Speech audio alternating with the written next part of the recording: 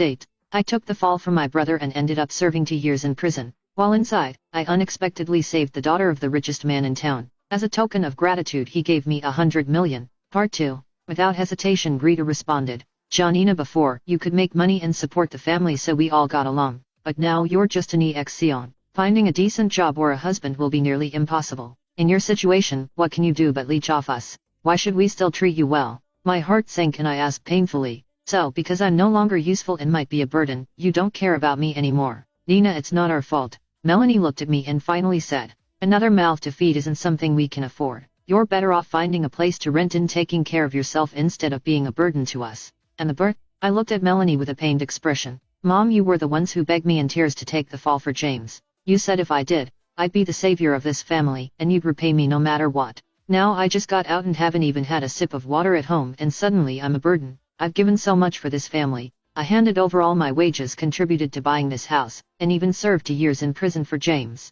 Doesn't that entitle me to a room in my own home? My voice was hoarse and I felt utterly wronged. James said, Nina, I know you're upset, but do you think it was easy for us these past 2 years? Having a convict in the family brought shame on all of us. People point and whisper wherever we go. Who knows what people will say about us if you stay here? Can't you think about us for once? The brother I sacrificed everything to protect finally revealed his true feelings. To him I was now just a burden, the reason for their shame. All my sacrifices were reduced to a joke. I looked at him with deep disappointment and said coldly, James Kessler, don't forget, the one who should have been a convict is you. The one who shamed the family is you. If you really cared about the family's reputation you should have confessed from the start. Instead you let me take the fall, and now you have the audacity to blame me for not thinking about you. 2 years ago James and Greta were speeding and driving in the wrong direction with my car when they hit and killed someone. My parents came to me immediately. They said James had a weak heart and had finally managed to get married. If he went to prison, not only would he lose his marriage but his life might be at risk.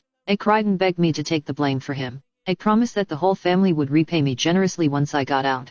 I didn't do it for any reward. I did it out of love for my parents and genuine care for my brother. I sacrificed myself, went to prison for him, sold my car, drained my savings, lost my job, paid the compensation and endured all the insults. But I never expected my wholehearted sacrifice to be met with utter betrayal and contempt. I don't understand. Isn't blood supposed to be thicker than water? Why does family loyalty become so insignificant when faced with personal gain? James heard my words and his face turned dark with displeasure. He retorted, I've already thanked you for taking the fall. What more do you want from me? This house is under my name now, and Greta will give birth in a few months. There's not enough room. You need to move out. We can't afford to support an idler. In his eyes, 2 years in prison for him was worth only a single thank you. Asking for more made me the unreasonable one. Melanie chimed in. Nina, don't you get it? A woman's fate is to marry and have children, not live off her family. We were hoping to marry you off to a good man and get some money. Letting you stay here is already us considering old time's sake. Greta added. Exactly. You've been to prison so you'll be poor forever.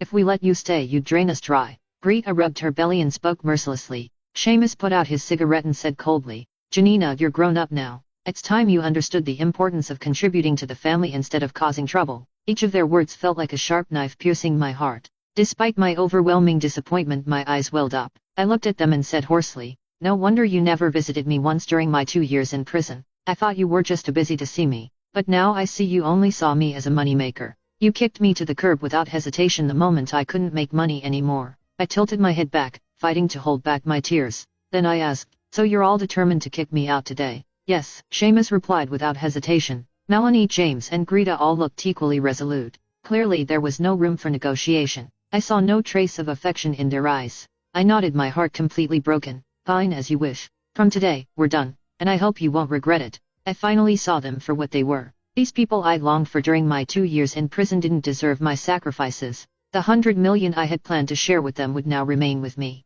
Without another word, I walked out the door, not looking back. Behind the door, I heard Greta's resentful roar. You think too highly of yourself. What's there to regret to cut ties with a broke ex-convict like you? If we let you stay here and mooch off us, that's when we'd really regret it. Leaving that heartless home, I wandered the streets alone for a long time before finally finding a hotel to stay in. Lying on the bed, I stared at the 9-figure balance in my bank account, lost in thought. I used to believe I lived in a very happy family. My father patiently comforted and advised me when I faced difficulties at work. My mother would bring my favorite soup to my office when I worked late. My brother would come to pick me up from work when it rained. I felt like the cherished little princess of the family. I was always puzzled whenever I saw stories online about parents favoring sons over daughters. How could such families exist? How could parents not love their daughters? But now I finally grasped that awful feeling of helplessness and disappointment. I realized I had always been part of such a family. All the love I had felt was conditional based on my usefulness. To them, I was more like an investment. Their love was the cost and my money was the return. So, the gifts of fate had always come with a hidden price. When I could make money and ensure a comfortable life for everyone, they smiled warmly at me. But now, they saw me as an ex-convict who couldn't find a job, with no money and no value. Their love had vanished completely. Little did they know, this ex-Sion had 100 million in her account. I couldn't help but feel a bit excited, wondering how they'd react when the daughter they despised most stood at the pinnacle of success one day.